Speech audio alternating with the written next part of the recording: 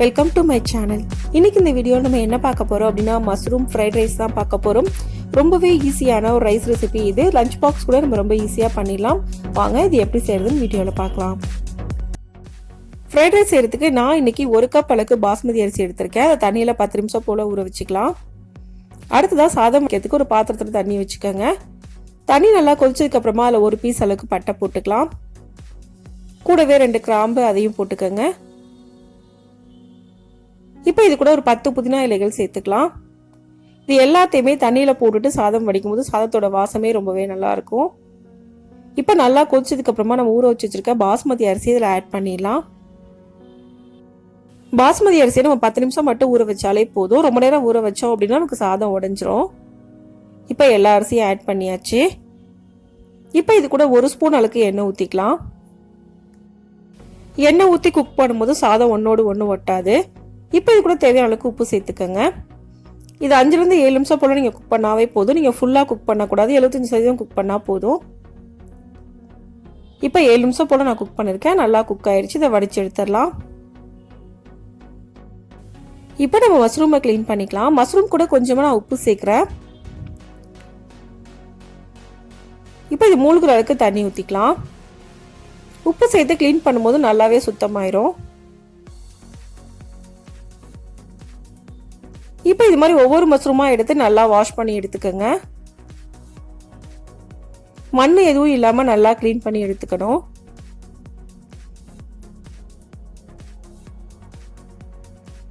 இப்போ மஷ்ரூம் ஃபுல்லாக க்ளீன் பண்ணி எடுத்தாச்சு. இதை கட் பண்ணிக்கலாம்.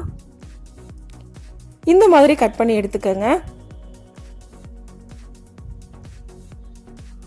இப்போ மஷ்ரூம் ஃபுல்லாக நம்ம கட் பண்ணி எடுத்தாச்சு. அடுத்ததான் இதுக்கு தேவையான காய்கறி கட் பண்ணி வச்சிருக்கேன். ஒரு 10 பீன்ஸ், ஒரு கேரட் நான் கட் பண்ணி வச்சிருக்கேன். பீன்ஸை நான் நீளமாக கட் பண்ணி வச்சிருக்கேன். நீங்கள் எப்படி வேணாலும் கட் பண்ணிக்கலாம். இப்போ அடுத்ததாக ஒரு கடாய் எடுத்துக்கலாம். அதில் 3லேருந்து 4 ஸ்பூன் அளவுக்கு எண்ணெய் ஊற்றிக்கங்க.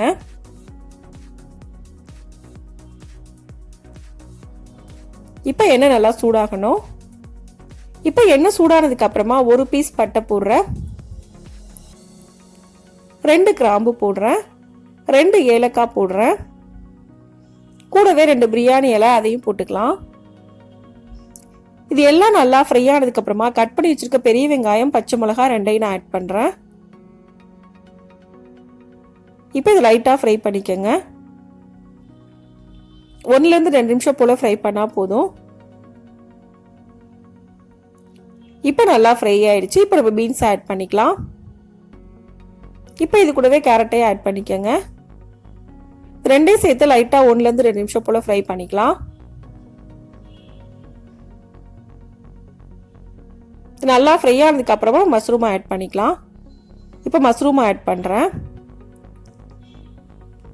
ஆட் பண்ணி நல்லா மிக்ஸ் பண்ணிட்டு 2 நிமிஷம் போல ஃப்ரை பண்ணிக்கோங்க. இப்போ 2 நிமிஷம் போல ஃப்ரை பண்ணியாச்சு. ஒரு 1/2 ஸ்பூன் அளவுக்கு நான் மிளகுத்தூள் ஆட் பண்றேன். இந்த ஃப்ரைட் ரைஸ்க்கு மிளகுத்தூளும் பச்சை மிளகாவும் தான் காரத்துக்காக போடுறோம். நீங்கள் உங்களுக்கு எவ்வளோ காரம் தேவையோ அதுக்கேற்ற மாதிரி அதெல்லாம் போட்டுக்கோங்க. இப்போ இது கூட மஷ்ரூமுக்கு தேவையான அளவுக்கு உப்பு சேர்த்துக்கலாம். நான் இன்னைக்கு 2 ஸ்பூன் அளவுக்கு டொமேட்டோ சாஸ் மட்டும்தான் சேர்க்குறேன். உங்களுக்கு விருப்பம் அப்படின்னா நீங்கள் சோயா சாஸ், சில்லி சாஸ் எது வேணாலும் ஆட் பண்ணிக்கலாம். ஆனால் எதுவுமே தேவைப்படாது. இது மட்டும் ஆட் பண்ணாலே போதும். இப்போ இதை நல்லா மிக்ஸ் பண்ணிக்கலாம். இப்போ இது நல்லா மிக்ஸ் பண்ணியாச்சு. இப்போ நம்ம வேக வச்சு வச்சிருக்க சாதத்தை இது கூட ஆட் பண்ணிடலாம். கொஞ்சம் கொஞ்சமா மிக்ஸ் பண்ணி விட்டுட்டு ஆட் பண்ணுங்க.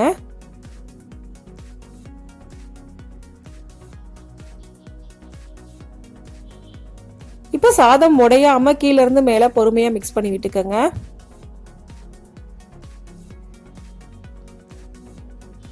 இந்த மாதிரி உடையாம பொறுமையா மிக்ஸ் பண்ணி எடுத்துக்கோங்க.